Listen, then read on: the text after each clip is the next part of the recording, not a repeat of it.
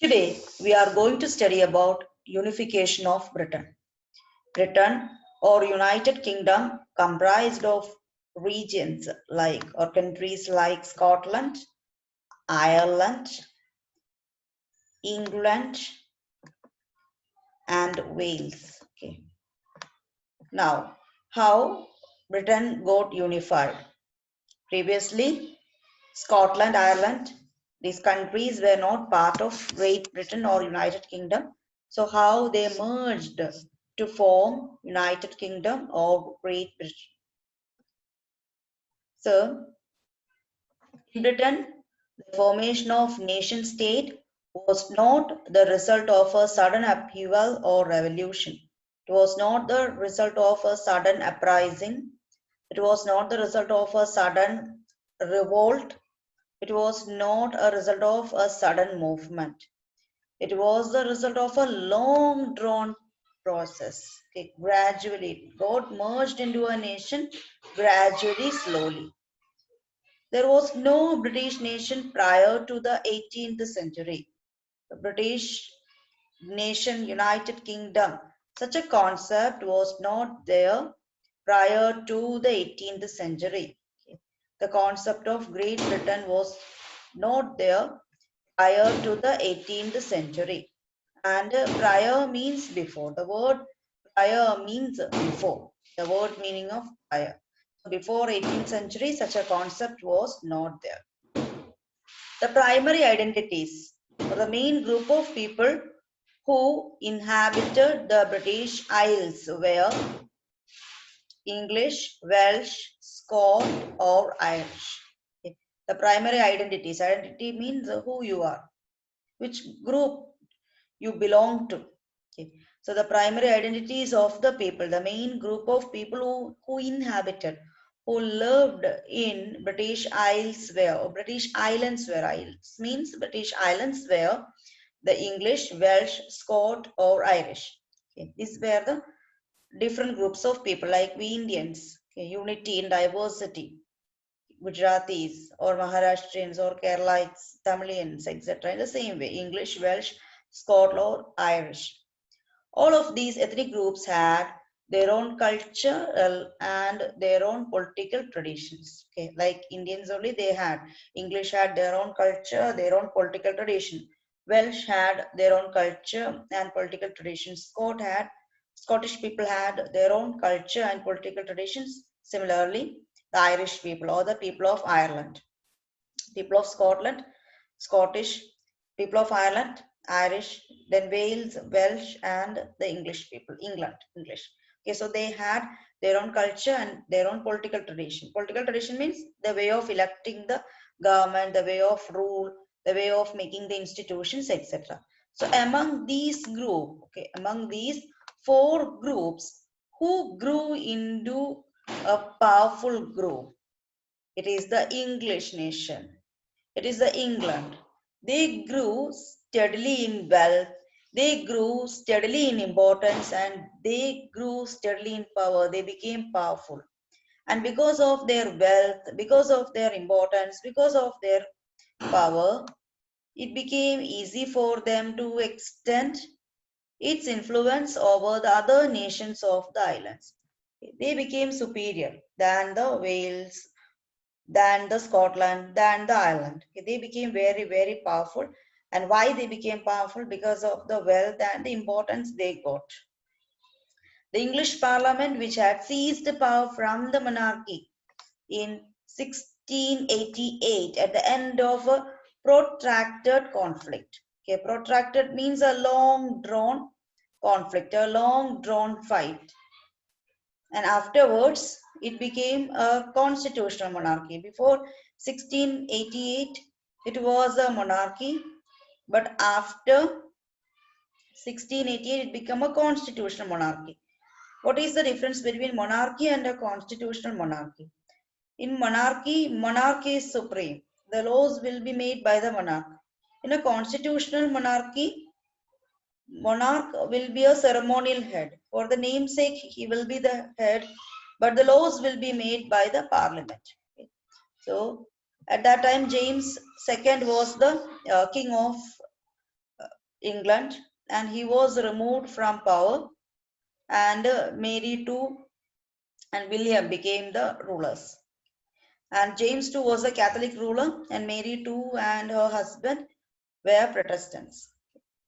And through this agreement in the year 1688, through the glorious revolution, with bloodless revolution, without any blood, not like the French Revolution, Parliament forced them, they signed the document, and it became a constitutional monarchy. Now, as I told you, England was very powerful, England was wealthy, so they became like a leader.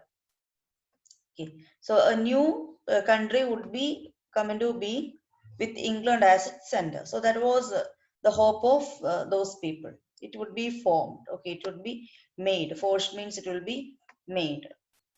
The Act of Union between England and Scotland resulted in the formation of United Kingdom of Great Britain, meant in effect that England was able to impose its influence on Scotland. Okay, so an act was signed in the year 1707.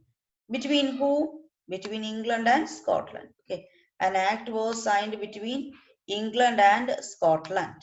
Okay, so here you can see Scotland, northern portion, and here you can see England in the southern portion. So Act of Union was signed in the year 1707 between England and Scotland. So what were the main provisions of that agreement or that act? Okay, so according to that, England became a very powerful, or England uh, was able to impose its influence. England was able to make laws which became applicable on Scotland. And British Parliament was dominated by the English members, not the Welsh, not the Scottish, or not the Irish people. It became dominated by the English members. The growth of a British identity meant that the Scotland's distinctive culture and political institutions were systematically suppressed. So not only Scotland's, others culture, tradition, everything got systematically suppressed due to the growth of British identity. Britain means England. England became very powerful. England was growing.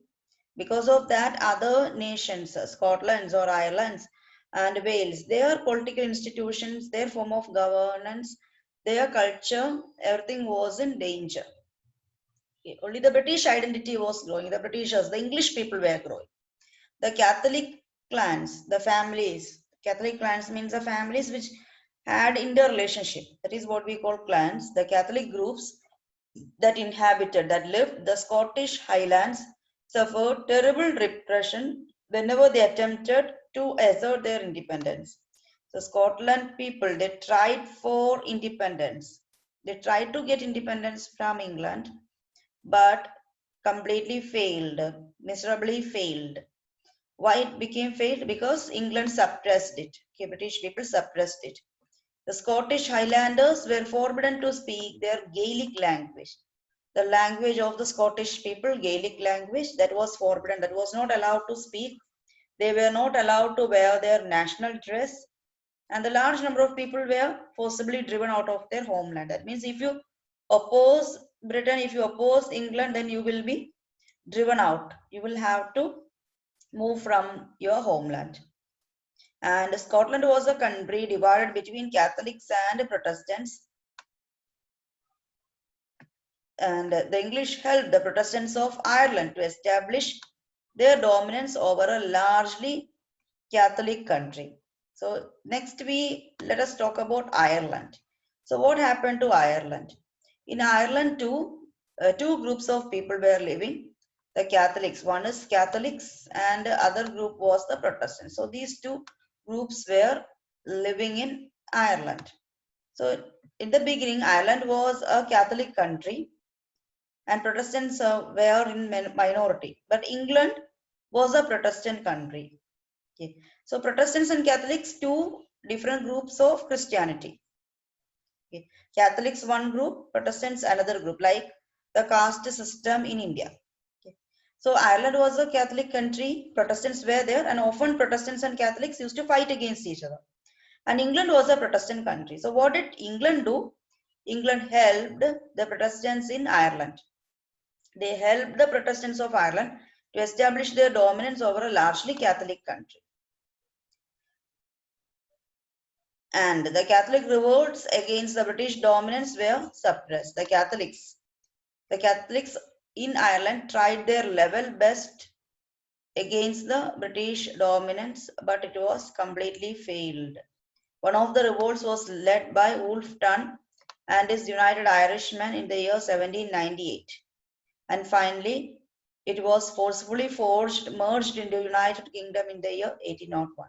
So Ireland was a country dominated by the Catholics, and the Protestants were also there in Ireland. England, a Protestant country, helped the Protestants in Ireland, and the Catholics' revolts were suppressed, and finally it was forcibly incorporated into United Kingdom in the year 1801. And finally, a new British nation, United Kingdom, new British nation came into being with having the English culture. And the symbols of New Britain, the symbols of United Kingdom, they adopted all the elements of the Britishers, the British flag, the Union Jack, you can see over here.